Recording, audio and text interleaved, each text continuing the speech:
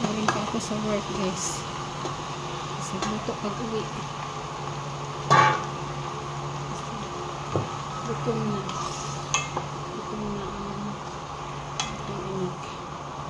Gutom na yung nana. Ano rin.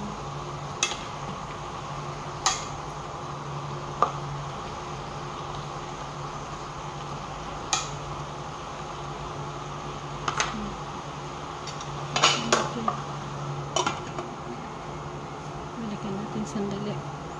So, yun, buksan natin. Tiplahan natin, guys. Lagyan ko na ng sabaw.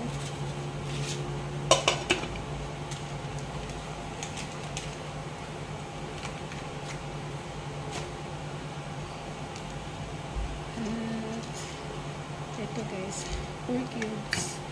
Ayan, 4 cubes. So, antayin natin siyang kumuha. Ito yung madali ang luto, guys. Simple yung pagkain ng mga nahihirap. Hindi sa lahat ng pwedeng kumain ito. So, hindi maarte. So, yan, antayin natin, guys, na kumuha siya. Balikan natin in a minute. So, yan, guys, buksan natin. Ayan, kumuha na.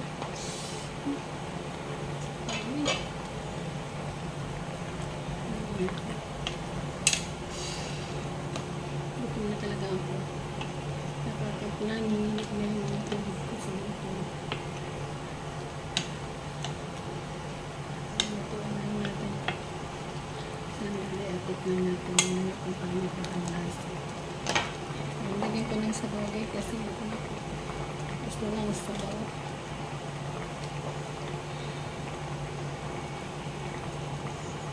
So, yan, tumulo na siya. Lagyan natin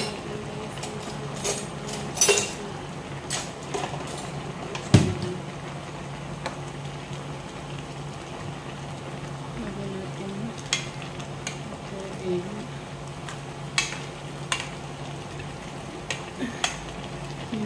Tubig, nabasag ako sa tubig at isang saling. Tikin natin.